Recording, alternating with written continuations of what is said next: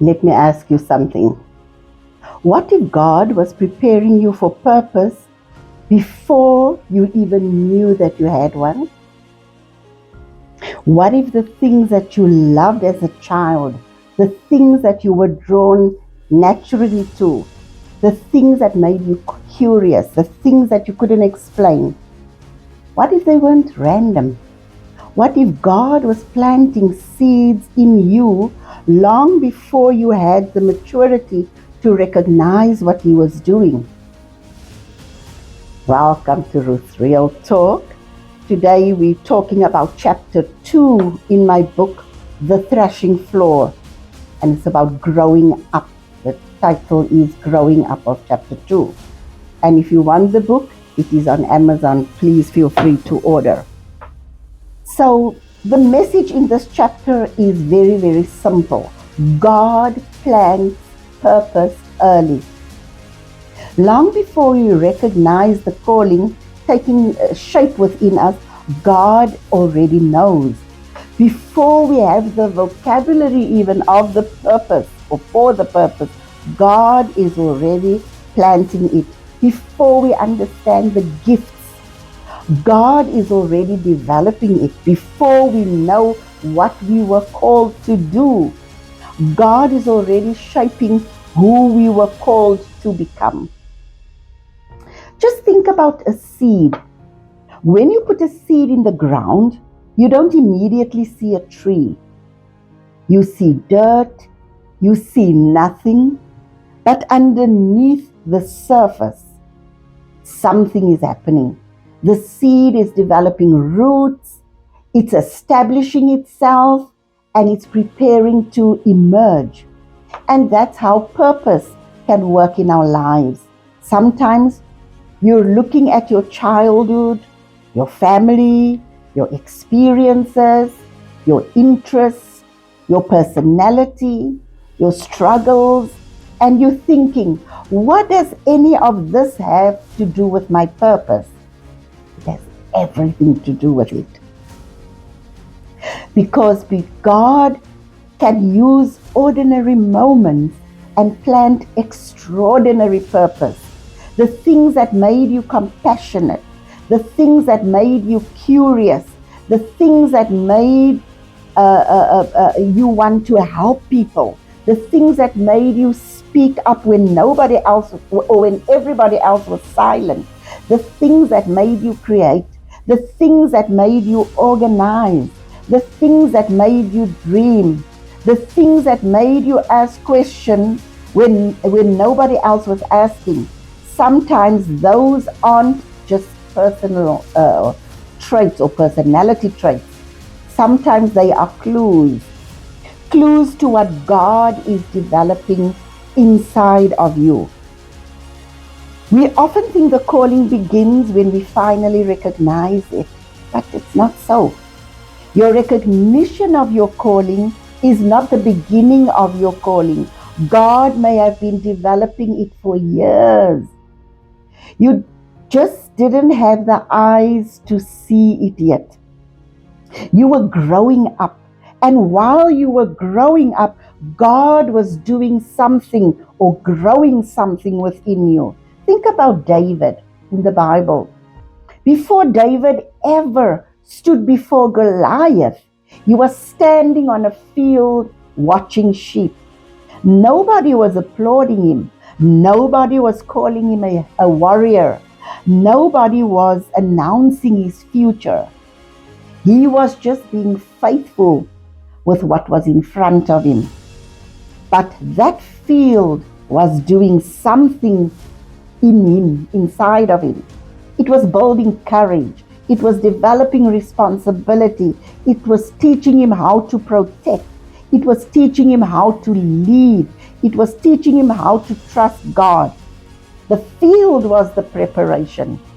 And David didn't know it was preparation, or the preparation was, let me rephrase that, and David didn't know it was preparation for it to be preparation. The field was preparation for the preparation. That's the part I want you to hear. You don't have to understand what God is doing for you to be doing it. You don't have to recognize the seed for seeds to be growing. You don't have to understand the process for the process to be producing something. God can be working in you while you are simply living your life. Maybe that's why some of the things from your past keep coming back to your mind. Maybe there's something you loved when you were younger, something that you used to do, something that you used to dream about, something that you were naturally good at, something people kept coming to you for, something that always seemed to stir something inside of you. I'm not telling you that every childhood interest is automatically a divine calling. No. But what I am telling you is to pay attention. Because sometimes the fingerprints of purpose are visible long before the picture is complete. And then life happens. We grow up. People tell us what is practical. People tell us what is realistic. People tell us what we should become. And just there, I'm reminded of growing up as a young girl.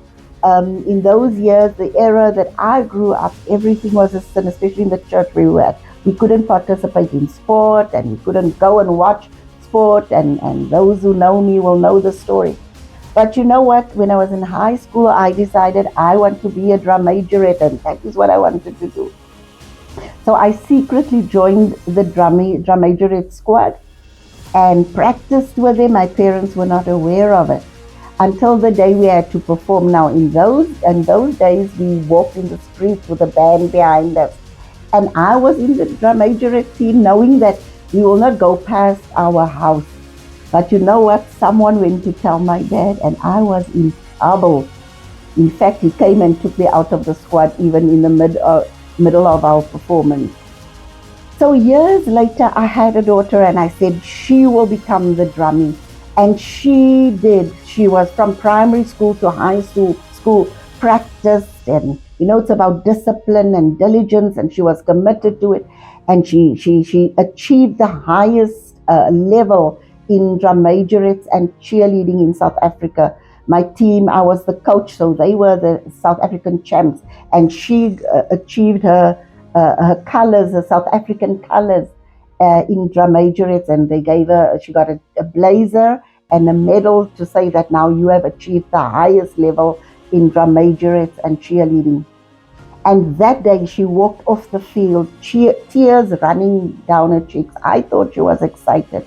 She took off the blazer, she took her medal, and she gave it to me, and she said, "Mommy, now I have achieved your dream for you, and now it's time for me to achieve mine." That made me feel so small. So I did it, tell people what to become. And sometimes in trying to please them, we experience rejection, we experience disappointment, we experience failure, we experience trauma. Sometimes we make choices that take us into another direction. And slowly we can lose touch with the thing that God has planted in us.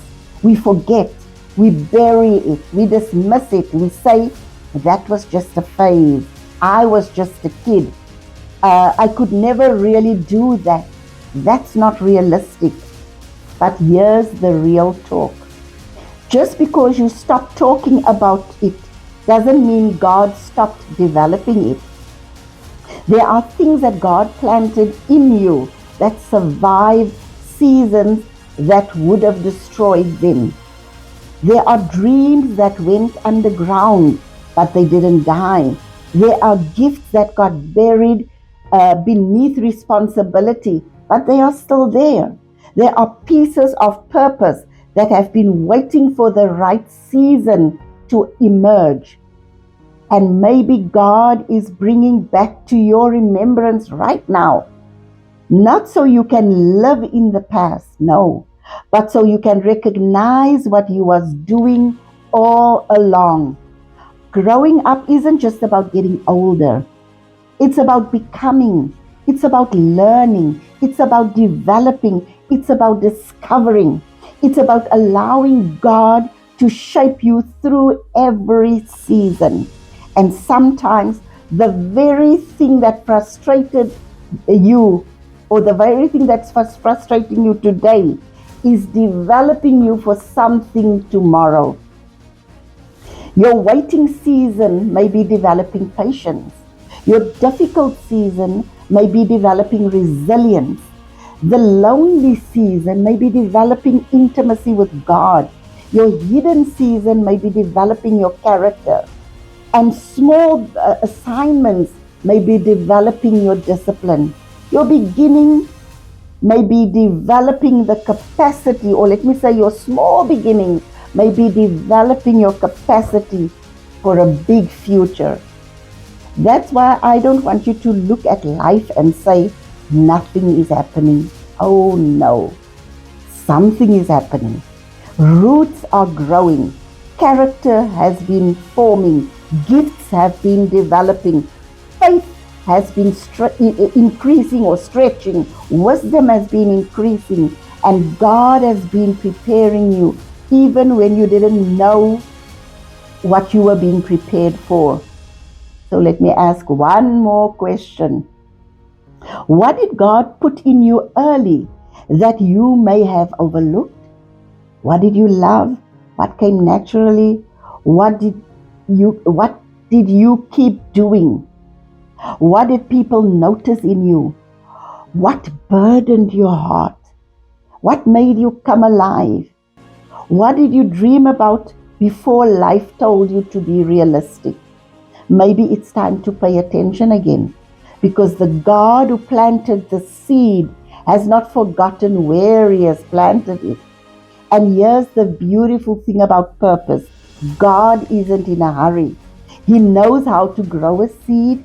He knows how to develop a person. He knows how to prepare your heart. And He knows how to take you from childhood to maturity, to calling, to assignment.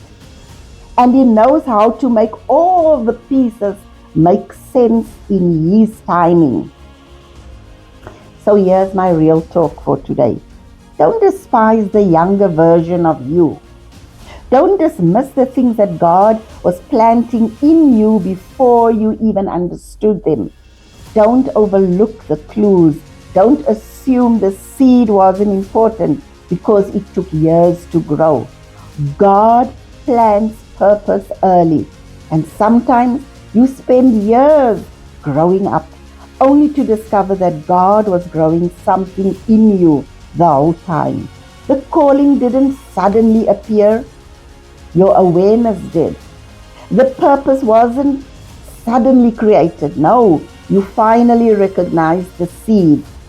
So look back, not to live there in the past, but to notice, to pay attention, to remember, and to ask God, what were you planting in me back then that you are calling me to cultivate now? Because you may be much older, but the seed may still be alive. And when God plants purpose, He knows exactly what season it'll take to grow. You weren't just growing up. God was growing something inside of you. And maybe you're finally ready to recognize what He was planting long ago. This is Ruth's real talk. Don't ignore the seed. There's purpose in you. Goodbye from me, Ruth.